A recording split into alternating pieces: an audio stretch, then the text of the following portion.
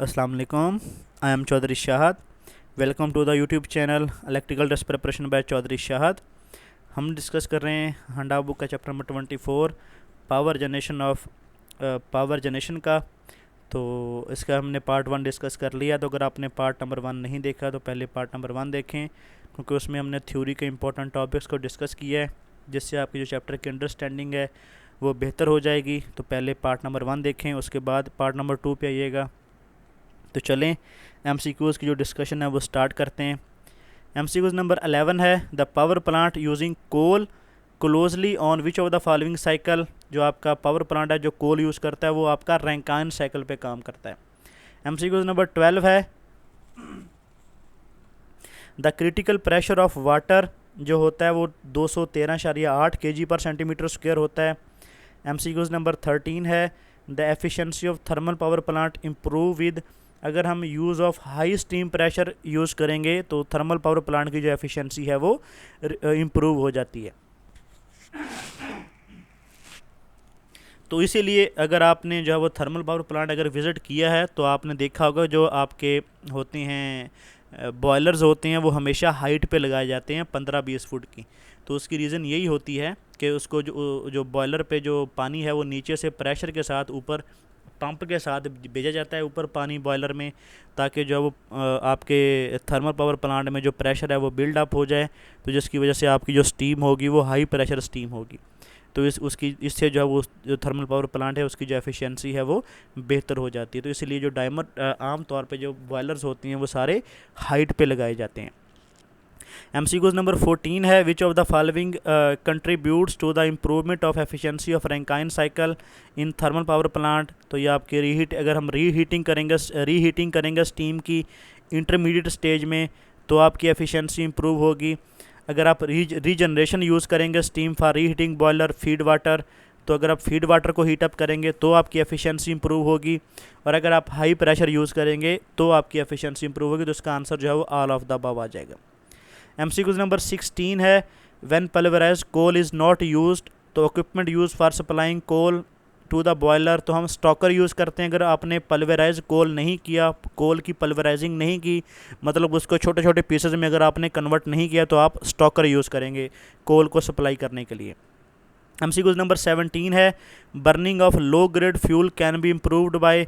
अगर हमने जब लो ग्रेड फ्यूल यूज़ किया लाइक लिग्नाइट, तो हम उसमें क्या करेंगे, उसमें हम जब बेहतर क्वालिटी का कोल मिक्स करके उसको जलाएंगे ताकि एश कंटेंट भी कम हो और आपकी हीट भी ज़्यादा हो, या उसमें ऑयल को मिक्स कर देंगे ताकि आपकी हीट क्वालिटी जब बेहतर हो जाए, या उसको पल्वराइज कर देंगे, मतलब छोटे छोटे पीसेज में कन्वर्ट कर देंगे ताकि वो जो है वो ईज़िली बर्न हो जाए। MCQs नंबर 18 है, the as steam expand in turbine.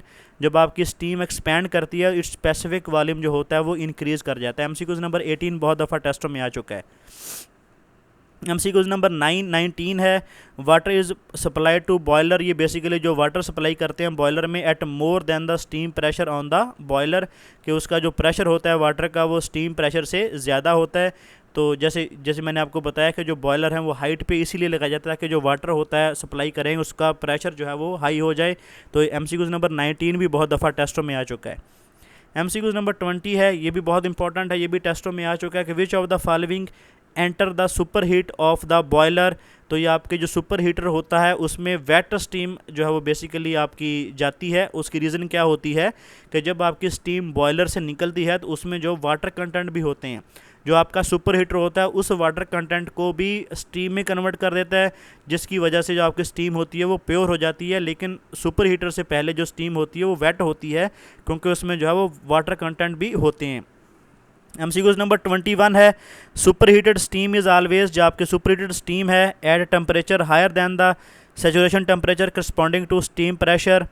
MCQs number 22 है, the equipment installed in power plant to reduce air pollution due to smoke. जो एयर पोल्यूशन को बेसिकली कम करने के लिए जो इक्विपमेंट यूज़ किया जाता है वो उसको इलेक्ट्रोस्टैटिक प्रेसिपिटेटर बोलते हैं।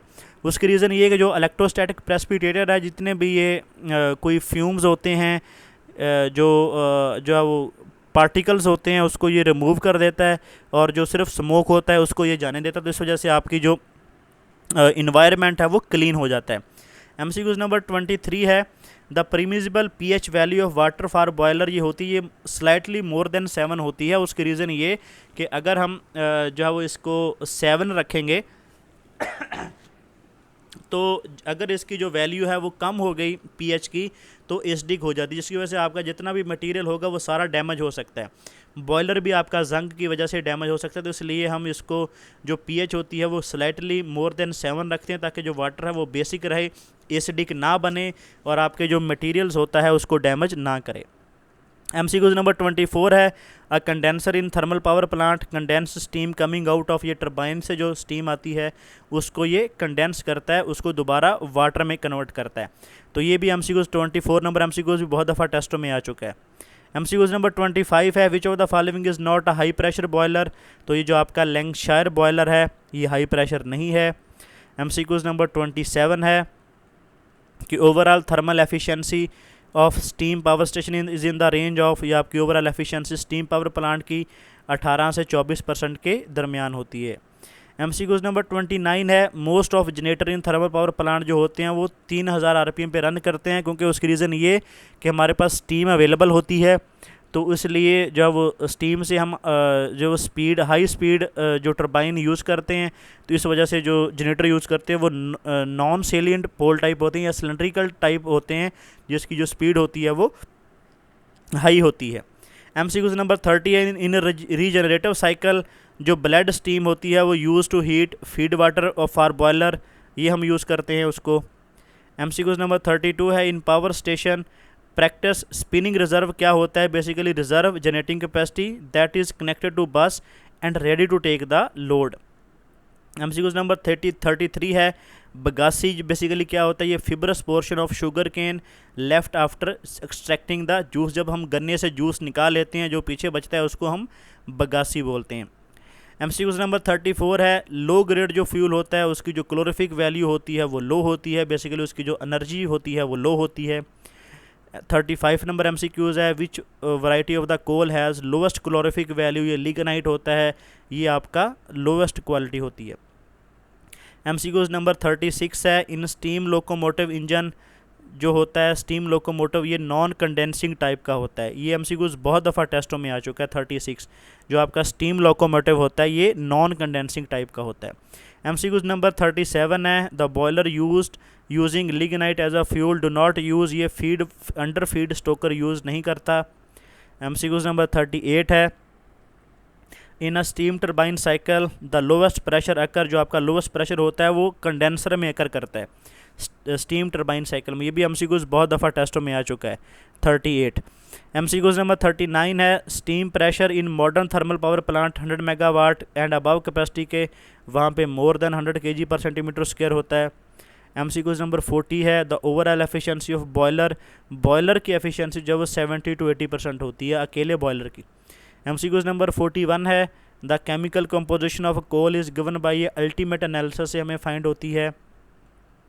42 नंबर MCQ है, which coal will have highest ash content, जो है वो लो क्वालिटी की कोल होगी उसका एश कंटेंट ज़्यादा होगा, वो लिग्नाइट होती है। MCQ नंबर 43 है, ash content of most of Indian coal is around, ये 20% होता है इंडियन कोल का जो एश कंटेंट है, ये भी MCQ बहुत दफ़ा टेस्ट में आ चुका है। 43 44 नंबर MCQ है, ash content of coal can be reduce by, अगर हम उसको mixing with high grade coal से मिक्स कर दें तो एश कंटेंट जो है वो आपका रिड्यूस हो जाता है लो क्लोरिफिक वैल्यू का जो कोल होता है उसका।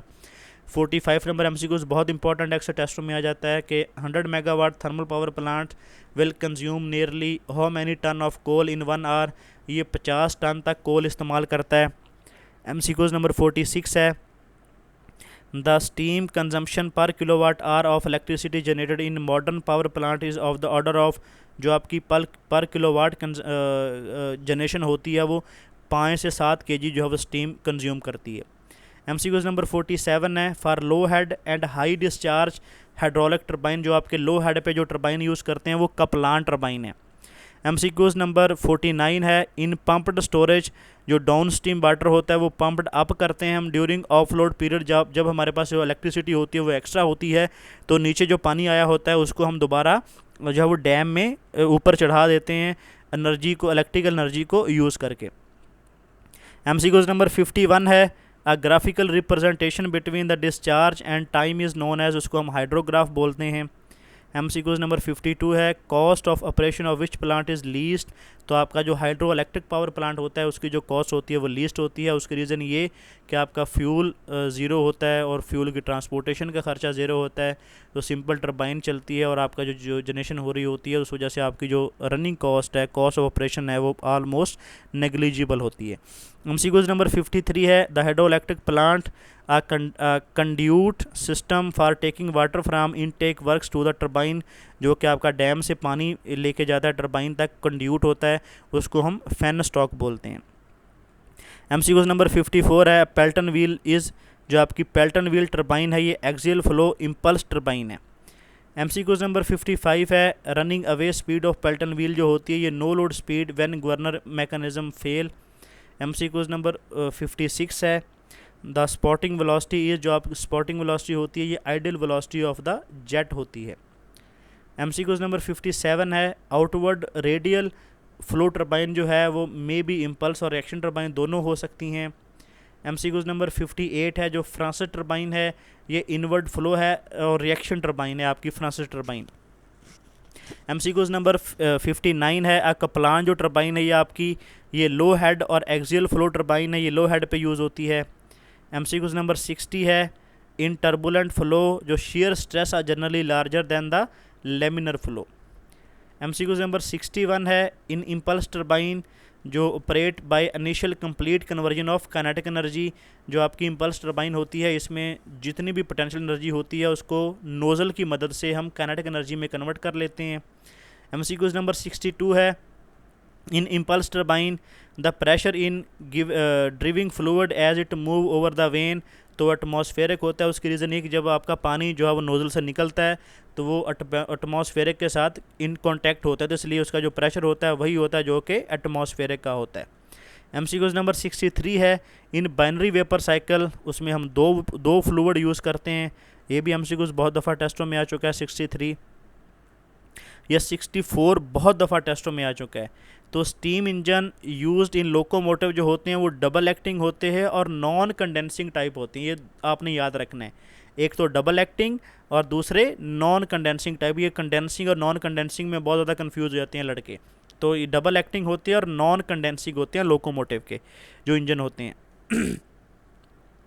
MCQs नंबर 65 है, in thermal power plant cooling tower are use to, जो आपके कूलिंग टावर होते हैं वो cool water use in condenser for condensing steam. 66 number MCQs है, major constituent of methane gas जो होता है ये मीथेन होता है। 67 नंबर MCQs है, केकिंग इज़ अ, जो केकिंग होता है ये बेसिकली आपका boiler furnace, some coal becomes plastic and form a lump of message of the coal. MCQs number 68 है, one atomic mass unit is equal to, जो आपका एक अटोमिक मैस होता है 1.6 × 10⁻27 kg के इक्वल होता है। 69 नंबर MCQs है, particles having the same atomic number but different mass number are called, इसको हम आइसोटोप बोलते हैं। MCQs नंबर 70 है, which of the following material can be used as moderator, तो हैवी वाटर को, ग्रेफाइट को, बेरिलियम को हम एज आ मॉडरेटर इस्तेमाल करते हैं न्यूक्लियर पावर प्लांट में। MCQs नंबर 71 है, इन क्लोज्ड कूलिंग सिस्टम, जो आपका हॉट वाटर होता है वो रिसर्कुलेट होता है आफ्टर कूलिंग के बाद। MCQs नंबर 72 है, the gas turbine work on, जो आपकी गैस टरबाइन होती है ये ब्रेटन साइकिल पे काम करती है, ये भी MCQs बहुत दफ़ा टेस्टों में आ चुका है। MCQs नंबर 73 है, maximum efficiency of open cycle gas turbine is nearly, जो आपकी ओपन साइकिल गैस टरबाइन है जिसमें हम जो है वो उस गैस को स्टीम बनाने के लिए इस्तेमाल नहीं करते, तो उसकी जो एफिशिएंसी होती है वो 30% होती है। और जो हमारा कंबाइन साइकिल होता है उसमें जो एफिशिएंसी है वो 50% तक चली जाती है। MCQs नंबर 74 है, the compressor used in gas turbine, जो आपका कंप्रेसर यूज हो multi stage axial flow compressor use करते हैं हम।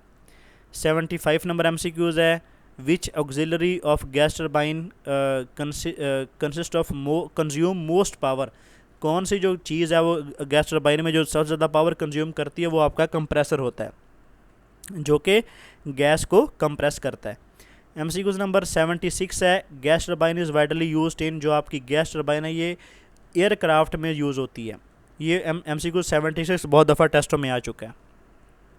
77 नंबर MCQs है, in aircraft using gas turbine, तो साइकिल कौन सा यूज़ करते हैं, वो सिंपल साइकिल यूज़ करते हैं, क्योंकि जो एयरक्राफ्ट होते हैं जैसे ही वो फ्लाई करते हैं तो जो गैस को यूज़ करके टरबाइन में और उसको फ़िज़ा में फेंक देते हैं। MCQs नंबर 78 है, the overall efficiency of gas turbine, ये आपकी जो एफिशिएंसी ऑफ गैस टरबाइन होती है ये less than the diesel cycle efficiency, diesel cycle से जो है वो लेस होती है। MCQs नंबर 83 है कि the horse power of diesel locomotive is of the order of, जो आपका डीजल लोकोमोटिव है उसकी जो हॉर्स पावर होती है वो 2000 से 2500 के दरमियान होती है। MCQs नंबर 84 है, a diesel engine consume diesel oil nearly at the rate of, ये आपका 180 से 200 GM bhp/r के इक्वल होता है। MCQs नंबर 85 है, the compression ratio in case of diesel engine, ये 14 से 22% के दरमियान होती है। तो ये था हमारा पार्ट नंबर जो है वो 2 था। तो अगर आपको वीडियो अच्छी लगी हो तो वीडियो को लाइक कर दें, शेयर कर दें, चैनल को सब्सक्राइब कर लें ताकि आने वाली वीडियो का नोटिफिकेशन आपको मिल सके।